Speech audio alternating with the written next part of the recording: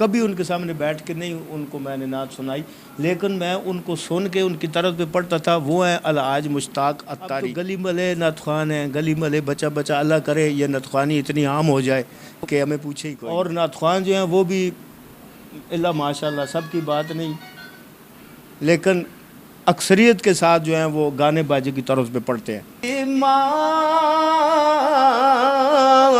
گی کسی نے تو کسی نے جنت، ہم نے آقا سے بس آقا کی ثنا اعوذ باللہ من الشیطان الرجیم، بسم اللہ الرحمن الرحیم.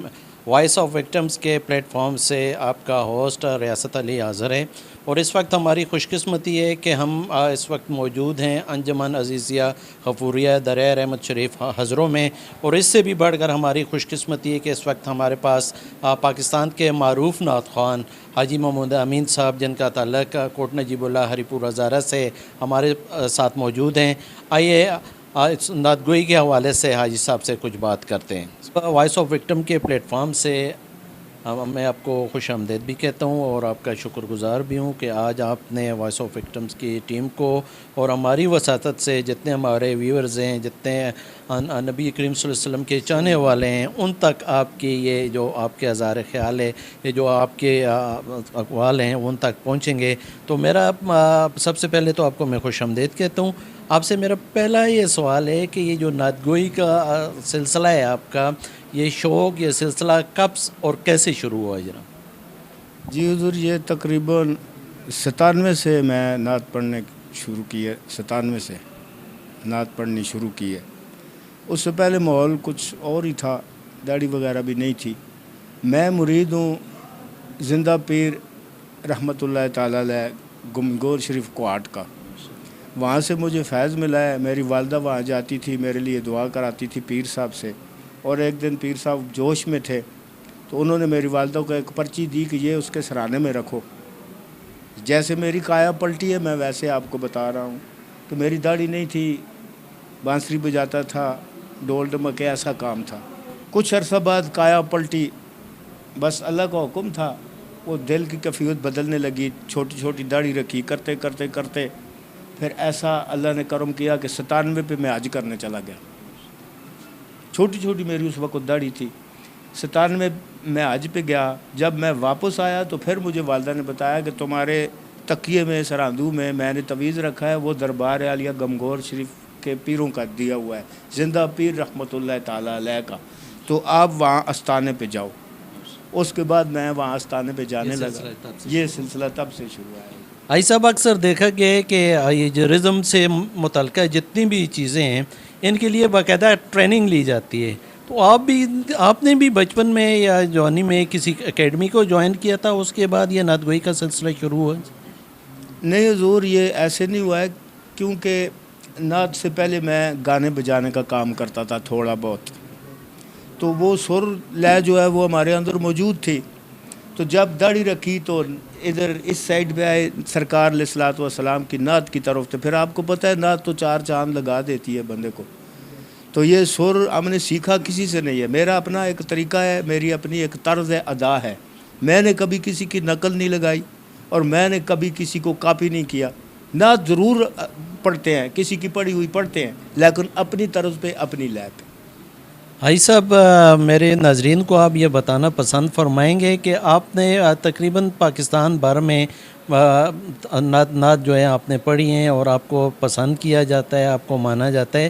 تو سب سے زیادہ جو آپ کو خود جہاں مزہ آیا ہو کسی پنڈال میں، وہ کس جگہ جا کے آپ نے اس چیز کو محسوس کیا کہ آپ نے وہاں سما گو کہ آپ ہر جگہ صحیح معنوں میں سما باندھ دیتے ہیں، لیکن خود جہاں آپ کو مزہ آیا ہو، یا وہ کون سا کلام ہے جسے پڑھ کے آپ کو خود سرور آیا ہو جناب؟ جی حضور، سب سے پہلے تو حضور عالم قبلہ عالم حضور زندہ پیر رحمۃ اللہ تعالیٰ علیہ آپ کے دربار پہ پڑھ کے بہت لطف آیا. اور اس کے بعد یہ میں ان کی تعریف نہیں کر رہا، یہ آپ سب بیٹھے ہوئے ہیں ہمارے پاس، میں ان کی تعریف نہیں کر رہا. تعریف ہم اس کی کرتے ہیں جس کا کھاتے ہیں. نبی پاک کی تعریف کرنی چاہیے، لیکن بزرگ فرماتے ہیں جس کو اللہ عزت دے اس کی بھی تعریف کرنی چاہیے، اس کی بھی عزت کرنی چاہیے۔ دوسرے نمبر پہ مجھے یہاں پہ لطف آتا ہے پڑھنے کا، دریا رحمت شریف سے۔ تو حضور کوئی ایسا کلام جو آپ کا پسندیدہ ہو؟ ویسے تو آپ کا کوئی کلام بھی جو آپ پڑھ رہے ہوں وہ ماشاءاللہ اپنی مثال آپ ہوتے ہیں، لیکن کوئی ایسا کلام جو آپ کو پسند ہو اس کے چند بول۔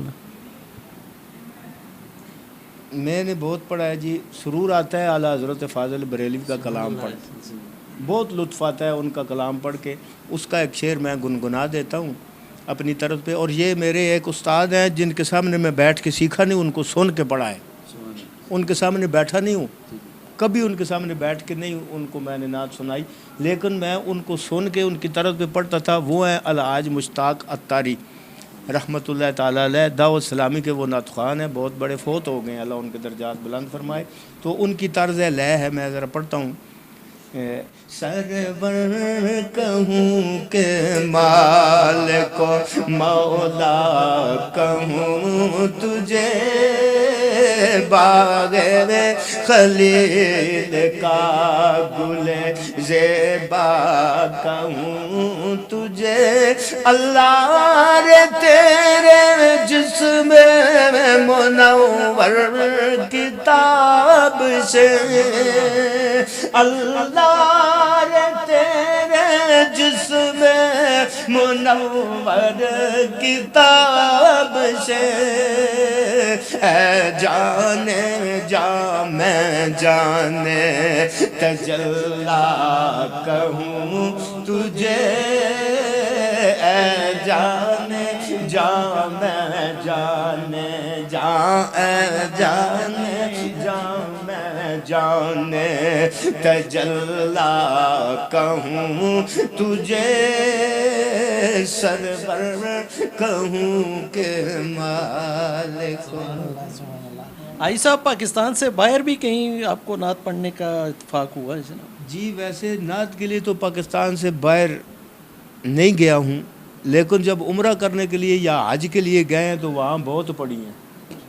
سرکار علیہ الصلوۃ والسلام کے شہر میں نے 97 میں حج کیا ہے، ماشاءاللہ 97 میں اللہ نے مجھے حج کی سعادت نصیب فرمائی ہے، اور وہاں پہ غار سور، غار را، منا، مزدلفہ، مکہ پاک میں، کعبہ مدینہ پاک میں، اور آخری سلام جب میں نے مدینہ شریف میں آخری سلام پڑھا سرکار کے روضے کے سامنے کھڑے ہو کر، تو آخری کلمات بھی میں نے پڑھے ہیں جی وہاں پہ۔ آخری کلمات سے مراد ہے السلام ہے سبز گنبد کے مکی، السلام ہے رحمت للعالمین۔ میرے ساتھ بہت بڑے بڑے مولانا حضرات تھے ہمارے گاؤں کے، وہ مجھے کہتے ہیں کہ بھائی حاجی صاحب یہاں پہ تو یہ روکتے ہیں اور آپ کو پکڑ لیں گے، تو میں نے واللہ اللہ اس چیز کا گواہ ہے، میں نے ان کو کہا کہ یار یہاں پہ اگر کوئی پکڑ کے مجھے قید بھی کر دے مجھے منظور ہے۔ باہر نعت کے لیے میں نہیں گیا ہوں، لیکن عمرے پہ گئے ہیں تو وہاں کوئی جگہ ایسی نہیں جہاں ہم نے نعت نہ پڑھی۔ سبحان اللہ۔ آئی صاحب آپ کا یہ جو ذوق ہے، آپ کا یہ شوق ہے، یہ آپ تک محدود ہے یا اس کو آپ نے آگے بھی پروموٹ کیے آپ کے اسم؟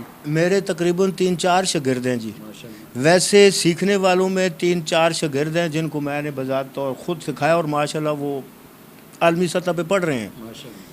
لیکن دیکھا جائے تو آپ کو پتہ ہے آپ کے حضور میں کب آتا تھا، کب سے آ رہا ہوں، یہ آپ کو بخوبی علم ہے۔ اس وقت سے پڑھ رہے ہیں جب یہ ساؤنڈ وغیرہ نہیں تھے، سپیکر مسجدوں کے اور یونٹوں پہ ہم پڑھتے تھے۔ اب تو گلی ملے نعت خوان ہیں، گلی ملے بچہ بچہ، اللہ کرے یہ نعت خوانی اتنی عام ہو جائے کہ ہمیں پوچھے ہی کوئی نہ۔ بھائی صاحب میری یہ دعا ہے کہ اللہ پاک تمام جتنے بھی مسلمان ہیں اور بالخصوص میرے نوجوان دوست جو ہیں ان کو نعت گوئی کا جذبہ عطا فرمائے۔ تو آپ کوئی پیغام دیں گے جو ہمارے نعت خوان ہیں نسل نو کے، ان کے لیے کوئی پیغام آپ کا؟ جی ان کے لیے پیغام یہی ہے کہ سب سے پہلی بات یہ ہے کہ سرکار کی نعت دل و جان سے پڑھنی چاہیے، پہلی بات، اور دوسری بات یہ ہے کہ کبھی ڈیمانڈ نہیں کرنی چاہیے۔ میرے ایک بزرگ آج کل تو پیسے کا دور ہو گیا ہے، اور نعت خوان جو ہیں وہ بھی اللہ ماشاء اللہ سب کی بات نہیں، لیکن اکثریت کے ساتھ جو ہیں وہ گانے باجے کی طرز پہ پڑھتے ہیں۔ میری ان دوستوں سے درخواست ہے کہ بے شک اپنی طرز لگائیں، لیکن اس گانے باجے سے بچیں جتنی ممکن کوشش ہو سکے اس سے بچ کے نعت پڑھیں اور بغیر ڈیمانڈ کے پڑھیں. اللہ آپ کو مزید رزق بھی دے گا, اللہ آپ کی عمر میں بھی برکتیں عطا فرمائے گا, اور اللہ مال و دولت میں بھی برکتیں عطا فرمائے گا. بس میرا یہی پیغام ہے کہ نعت سرکار کی پڑھو بغیر ڈیمانڈ کے. جی صاحب بہت مہربانی آپ کی, آپ نے ہمیں ٹائم دیا, اپنے قیمتی خیالات سے ہمیں بھی اور ہمارے ناظرین کو بھی جو ہے وہ محظوظ کیا. تو کوئی ایسا کلام ایک آدھ بند جس کو ہم سب مل کے برکت کے لیے صوفیانہ کلام میں سے جی جی. جو بھی آ کے سیداں دے در تے بیٹھ گیا, جو بھی آ کے سیداں دے در تے بیٹھ گیا, خالقہ سا لے کے آیا, خالقہ سا لے کے آیا, پر کے لے گیا. جو بھی آ کے سیداں دے در تے بیٹھ گیا, او وارث تطہیر زہرا جان سرور دی, جان سرور دی, والدہ حسنین دی تے شان حیدر دی, شان حیدر دی. او نہیں ہو دگدا کدے بھی کسے مقام تے, او نہیں ہو دگدا کدے بھی کسے مقام تے, جیڑا اے دے لالاں دے قدماں چ بیٹھ گیا, جیڑا اے دے لالاں دے قدماں چ بیٹھ گیا, جیڑا آ کے اے دے لالاں دے قدماں چ بیٹھ گیا.